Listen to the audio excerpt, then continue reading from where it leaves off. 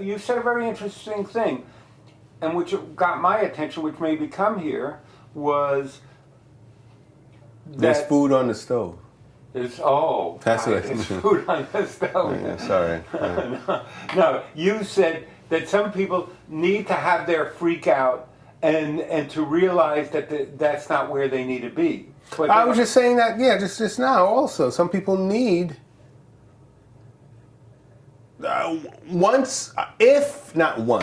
if people wake up to the fact that the life we're living, that we're screwed, and it's only getting worse, and that most of us are narcotized on something. If it's not prescription, then it's whatever else they're using or drinking or whatever. If we could wake up to the fact that that's really the state that we're in, we'd be better equipped to detox from the thing that's keeping us narcotized and helping us cope.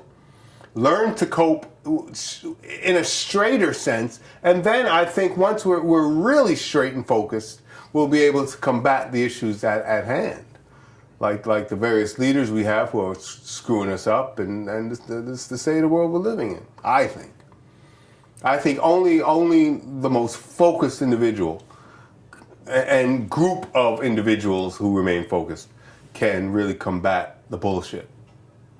Otherwise, we'll just be smoking and drinking and popping our psychotropic pills and our anti-anxiety medications and watching our Kardashians and our reality TVs and get stuck in our little devices ad infinitum, ad nauseum, and things just happen all around us, and we'll just kind of be lost in this fog of distraction and fog of coping in an untenable situation, coping in hell.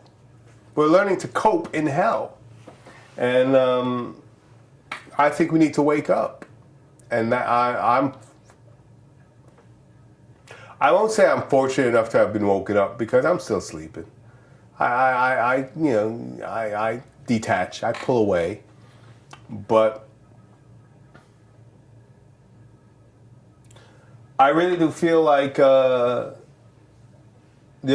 times when I really do focus is when I'm painting or writing a song and kind of like downloading from on high, wherever and whatever that is, what's really going on, and then I can paint it and not even know what I'm painting, but there it is. It's like painting tomorrow's newspaper, today.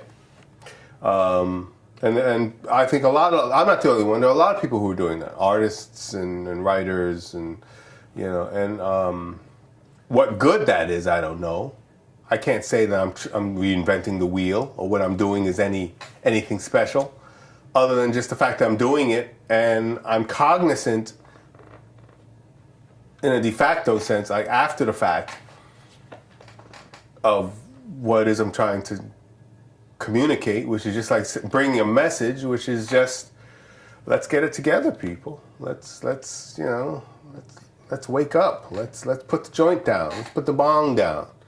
Let's cap that liquor. Let's put the liquor in the liquor cabinet. I don't know if I'm really beating the drum for temperance, but I'm trying to beat the drum for sanity, because I've been insane. And I really do feel like I've gotten out of a mental hospital even to a larger mental hospital. And there isn't an administration that's treating the ill.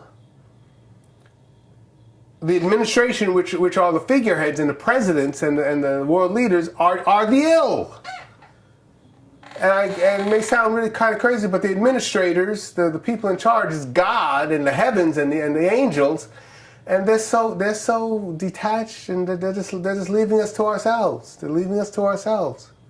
I really feel like I don't want to sound like it's end times, but it really feels like there's no one in control.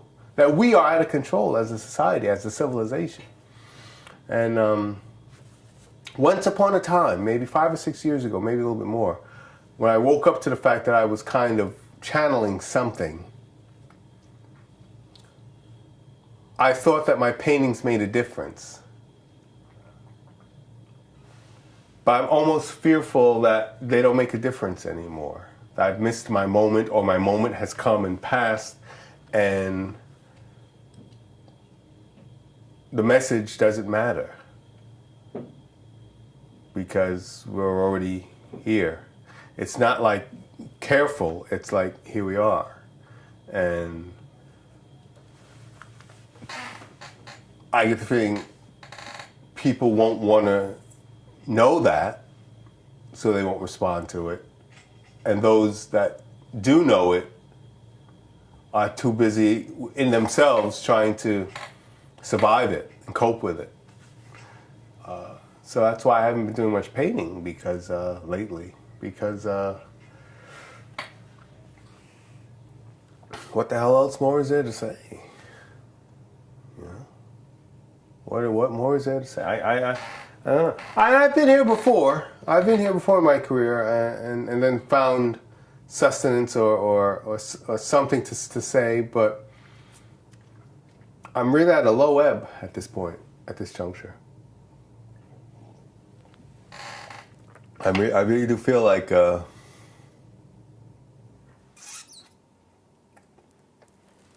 don't want to go with the doom and gloom. I don't want to just paint the world in flames. Who wants to see that? You know? Hieronymus Bosch did it. Yeah. Yeah, and he was predicting it like hundreds of years before I was.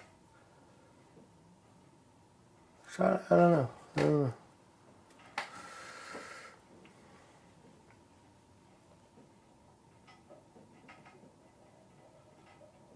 It's depressing. If you really think about it, which I try not to think about it. But I have found myself looking at my easel, looking at the blank easel and the blank wall, and wondering what next, and realizing that there's nothing else. You know, there's nothing. There's nothing. Yeah. I did my job as a messenger. Brought the message. It was responded to with like chuckles and laughter, and that's funny, yeah. And no one got it, really. And those who did just kept on trucking with it, just like.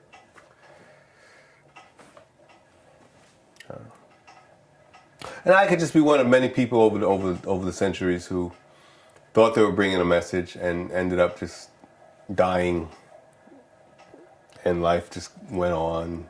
And, you know, it's almost like to give myself some sort of relevance. I almost want the world to end, or for there to be some sort of major shakeup. Otherwise, I'm just irrelevant.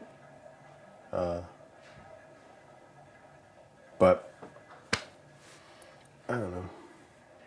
That's kind of what I'm feeling. I feel irrelevant. I feel empty. I feel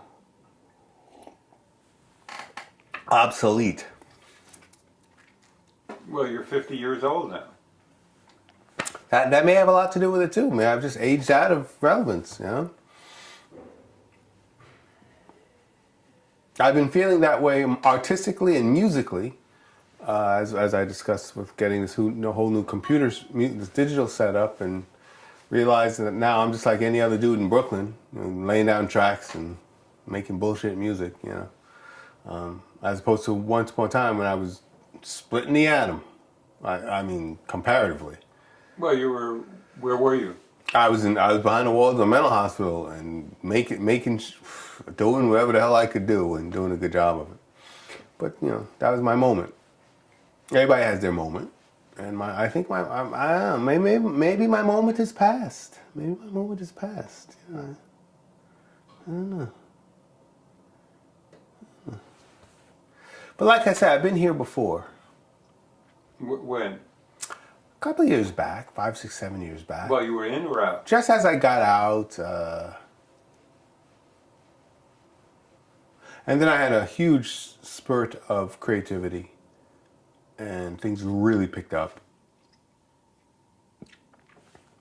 So, But there was a period where Well, are you managing your expectations? Maybe you're just projecting that this is the end. I don't like that expression, managing your expectations. Well, no, I'm You know, saying what the hell does that mean? What that means. I mean, that's like scale it down, boy. Scale it down. No, what that. You know what that sounds like? That sounds like don't forget you're a patient, which sounds a lot like don't forget you're a nigger, which sounds like You're really it really Feels like just calm down. Don't get too excited. Scale back, manage your expectations. I've survived this long by thinking big and thinking outside of myself, thinking as big as I possibly could, getting grandiose with it, because that was the only way I could survive. So I don't want to now discover that just down boy. Fuck that. Remember, we were talking about relevance. That's what your last commentary on your life was, that you're irrelevant. And I'm saying, well, maybe you're jumping to conclusions there. I fear I'm irrelevant. Well, if you fear it, you usually get the thing you're most afraid of. You're full of platitudes and cliches. Well, I learned it from you. I do truck in cliches. Yeah, I do. So, anyways, but anyway, the point I'm trying to make is that maybe your projections are just because you're in a lull, and that's okay. I love lulls because it's kind of like Henry Miller. You know my quote about Henry Miller when someone asked him where he got his inspiration. And he said, inspiration? I hate inspiration. It consumes you. It's like a fire. And it's not like you sitting right here. And so I understand that. And I think you do too. And so I love when I'm not consumed by inspiration. No, I don't know about that. I like inspiration. I like to be consumed. I like the fire. I like the flames. It makes me feel alive. It's like people who cut and burn themselves to feel alive. I use the flames of inspiration and the swords of inspiration to cut and burn and to feel something. I was going to say something. I totally forgot. But, in that same vein. But. Well, I mean, so maybe you're just not consumed at the moment. So maybe it's time that you take time. No, here's what I was going to say. Things have gotten so bizarre and are getting even more bizarre that they defy my imagination. We are living in what I would have imagined, or maybe what we're living is so unimaginable right now that I can't imagine anything to comment on it. Donald Trump as president, ISIS, the hydrogen bomb in North Korea. I mean, I can't. It's like it would be overkill. And I believe in subtlety, even though a lot of my stuff hasn't been the most subtle. But there's always a subtext going on, even in the most outrageous stuff that I do. But I'd have to really search to find a subtext to the insanity if I were to paint something that would be a reflection of what we're going through now. I'd have to really beat my head against a post to find the subtlety in the blatant ridiculousness of it all. There is no subtlety. Subtlety is lost. Just like the entendre, double entendre. There is no entendre anymore. Once upon a time in comedy and in TV, so one of the greatest things about TV comedy and even film for many, many years was the entendre, the subtle kind of like, is he really saying what I think? Does that really mean that? Oh boy, that was clever. But that has gone out the window. It's also in your face now. That subtlety is gone. And I feel like I'm a part of an older generation that appreciates something that no longer exists and people don't care about and don't know about. Kids coming up today have no idea what subtlety is. Or an entendre, or just like a limning a certain detail. They have no idea. So I mean, it's lost. I was sitting. I did that recent sale at the Queen's Museum, and these two guys came up. Not the two guys who really got what I was doing, but these two guys came up. No, that wouldn't happen. Those are two different Marvel Universe, DC Universe, and they were arguing over like the stupid details. They were arguing over this dumb shit that they want you to argue about, and not what I was trying to get across. And then when I tried to say, well, actually, it's this, they were like, nah, that don't make no sense. And it was just so disappointing, so disappointing that they didn't get it.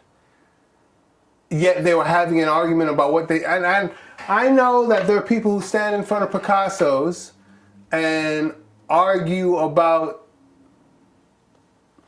an aspect of it that the artist himself and many other people who appreciate it can see beyond. And I guess people only bring what they bring to art, and that's okay too, I suppose. But having experienced that, and it was disquieting. It was really disquieting. You know, the level of low IQ. I should have been grateful that even a low IQ person can argue about what I'm putting across. But it was startling. It was startling and very disquieting. And that's how I'm sure a lot of people look at what I'm trying to do and what a lot of other artists are trying to do, hopefully. I know there are other artists out there who are trying to like bring subtlety back or hold on, not bring it back, but hold on to it. I don't know if there is any bringing it back. You know?